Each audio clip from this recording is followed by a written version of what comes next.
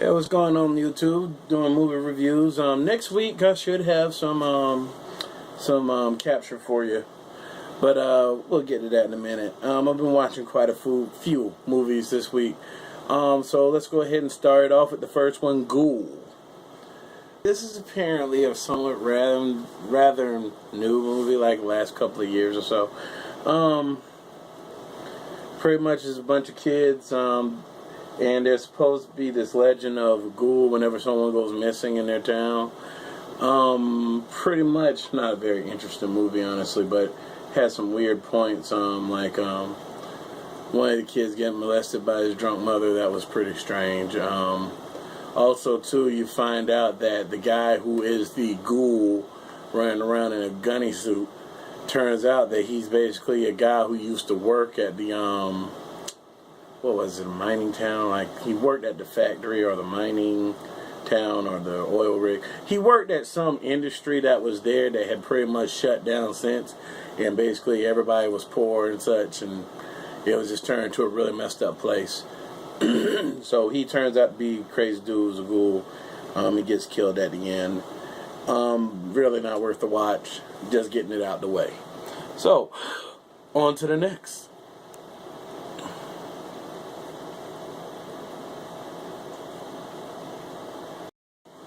Okay, next movie, Killer Joe. This one's based on a play.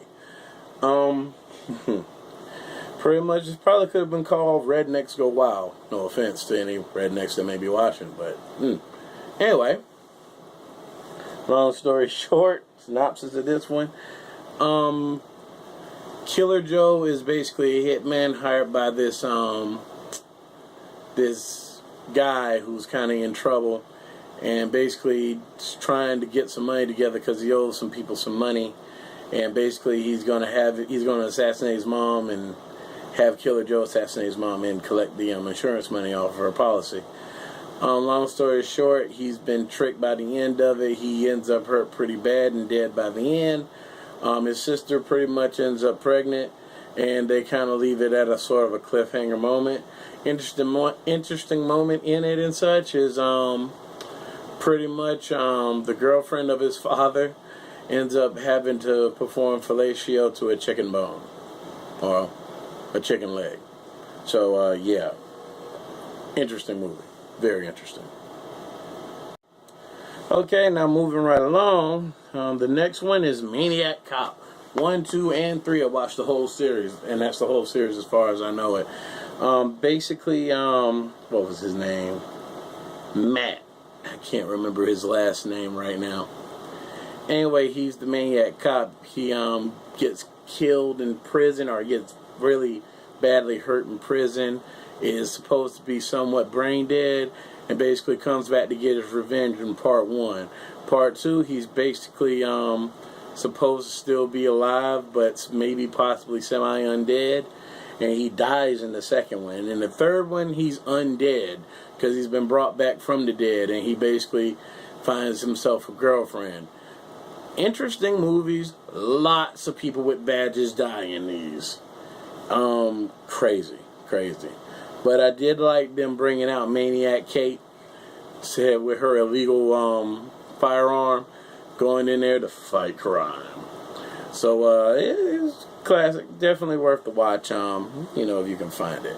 Moving on to the next one. Okay, this one's Robo Geisha.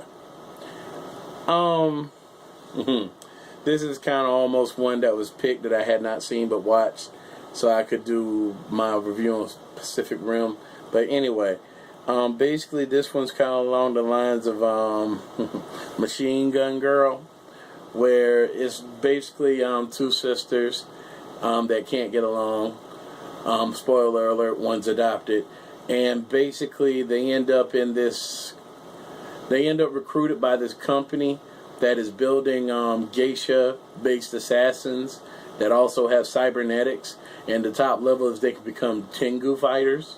So they pretty much go out and destroy people with robotic bodies and really, really bizarre attacks. Very, very interesting movie. Crazy like you wouldn't believe. It's just kind of crazy over the top. You sort of have to see it. It's definitely a good B movie to watch, so you can kind of just have a good laugh and go quite a few times, what am I watching? So I liked it for that alone and such. Gratuitous blood and violence. Japanese cinema. What can I say? Love it. Then I watched Brave. Pixar film, little girl with the red hair. Doesn't really want to be princess. Basically finds out she needs to be princess. They have an arrangement, so they've been preparing her to marry one of the other tribes' sons, so that they can all still be at peace. And basically, through the interloping of a random witch, there is a spell that is cast due to her doing on her mother that causes a lot of things to happen. Long story short, they go through a whole lot of stuff together with her mother basically being turned into a bear, and they learn how to sort of listen to each other and get closer, and it is decided that she will find love in her own time. Blah, blah, blah, blah, blah. I know I'm synopsizing the living daylights out of it, but it's still not a bad movie. Pixar movies still quite a few jokes for adults, so you know what I mean. So, definitely was worth the watch. Not quite as adult as per se Up was, but kind of goes without saying, right? And let's go ahead and keep it on moving, because I got a couple more. More than a couple more. I watched Drive. Basically, this was kind of a quiet movie. Wasn't a whole lot to it. The guy in it is pretty much like a paper thin character. All he does is drive. Basically a sociopath. Doesn't do anything else and whatnot. While basically trying to do the right thing and getting involved in a very bad job that went horribly sideways. Basically what ends up happening is the people that he meets, who are now his new friends, basically all get killed. Basically due to probably the world's most botched heist ever. And basically he's just going to solve the problem and such. So when he's not driving, by the end of the movie, he becomes a rather dangerous fellow, which I have to admit is kind of a good thing. I would have liked seeing a little more echo into per se his backstory and such, but I think that's really what makes the movie work. Although I heard about this movie, but I never heard reviews on it. I wanted to see it when it was in the theater, but I just didn't have time. So glad I could see it now. Alright, and we're moving on to the next one. And this one's a throwback. Okay, I watched Kung Pao. Very, very silly comedy based off a actual movie. I think it's like Tiger versus Crane or something like that. Anyway, basically it's just this guy who is the chosen one. They have some really, really funny points ending and such, like when he's a baby falling down the hill, and the fight with the cow, and the fact that the bad guy wants to be named Betty and beats people up to sort of mix a lot. So I like big butts. It's so silly and funny, and it's just really kind of stupid. And it's just one of those movies that you need to see at least once, so you can have an excuse to trip out, and it comes up at funny times and such. So definitely good for chuckles. Good for good chuckles. Alright? And now we're going to move into one more movie before I get into Pacific Rim.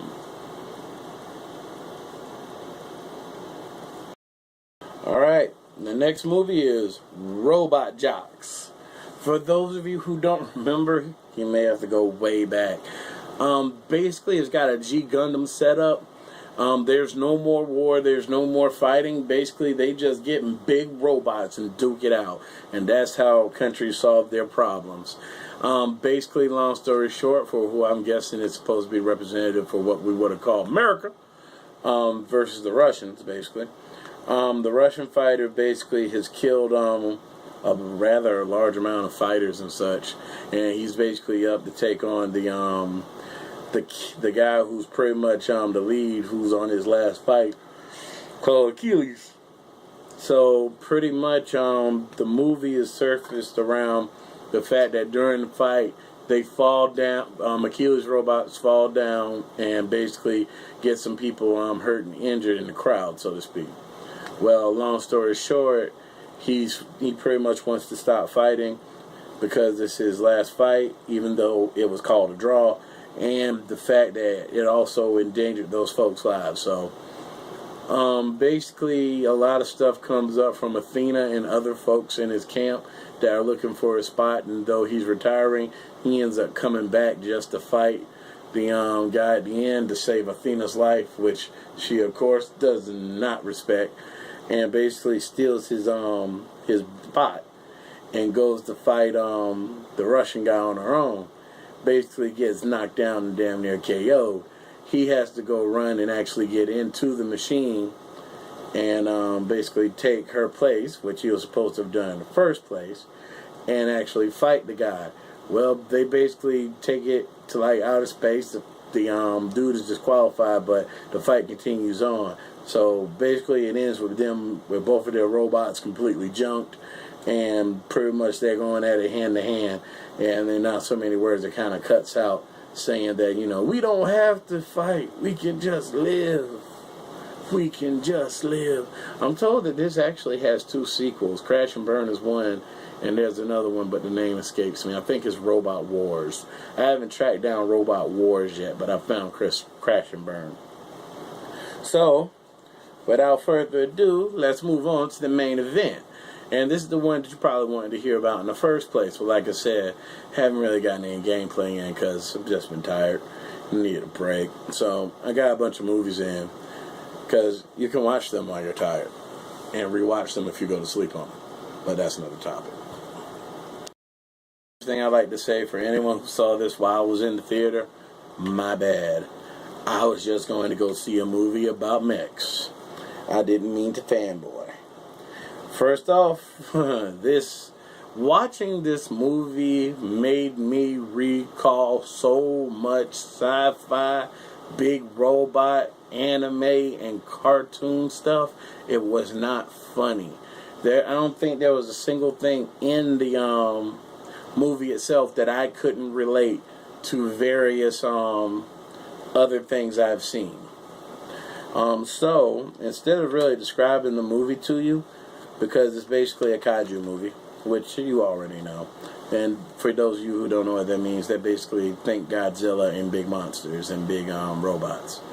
And pretty much, here's how I'm going to describe it, is without kind of spoiling it for you and whatnot, I'm just going to go down a list of pretty much what it kind of related to. And I had to write this down. But long story short, if you want the storyline, the portal is in the sea. That's where the monsters come from. The monsters are basically there to destroy the humans because they upgrade. So the idea is to shut this portal down. And that's all you need to know to really enjoy it. Okay. Now, Pacific Rim. Start off superhuman samurai-like monsters. With the horns, or Godzilla, or whatever. Evangeline dress wear, as in the suits, kind of remind me of Evangeline, especially that spine piece.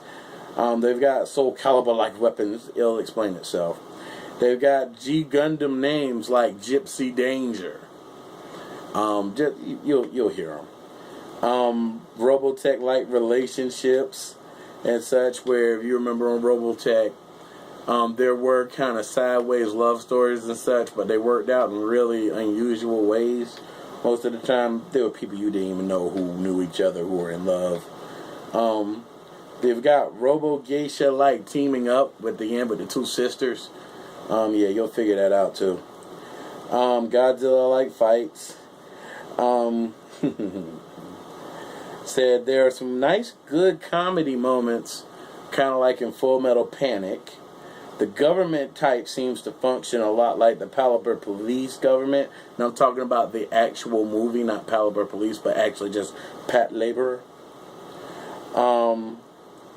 Next, you pretty much cheer for whenever the fights happen for the good guys like you would in Robo-Jocks. And pretty much there's definitely some merging with alien technology, similar to Guyver. Not necessarily in suit form, but you get what I'm saying.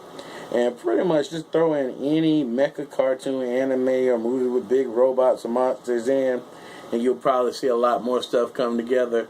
And also, too, I just have to go on record with saying this, reminded me a great deal of Battle Clash 1 and 2 for the Super Nintendo. Google it if you don't know what that is. Really. So, that's pretty much how it works. I certainly did enjoy the movie. And it was a great deal of fun. And of course, too, it was just awesome, especially because they kind of keep you guessing and watching for the twist and such. But pretty much, I'll go ahead and spoil this for you, just kind of cracking in. The first fight, the way that the first fight works out is so cool and action-packed until you realize that fight came with a round 2, and round 2 was so messed up. Said, because pretty much, I'll probably do a review later on about this if A, I remember, and B, I really want to get into it like that. But, you know what? Just go see the movie. If you hadn't seen it, go see a ticket. I wish I had seen it in 3D, but, you know, I had to work with the 2D because, you know, I had to because I didn't want to pay $12 to see it in 3D, which it might have been a $14 ticket. Anyway, all in all, though, definitely go check it out. And I don't know why I'm using a mouse on my computer trying to stop my video. But that's it. See you guys later. You know about my store. You know about the free registration. Check out some products and whatnot, and I'll see you guys later. And hopefully I'll have some more stuff for you guys, because I've been told of some new movies that I'm going to go track down and watch, as well as other stuff. So thanks, fellas and girls and whoever else. Peace.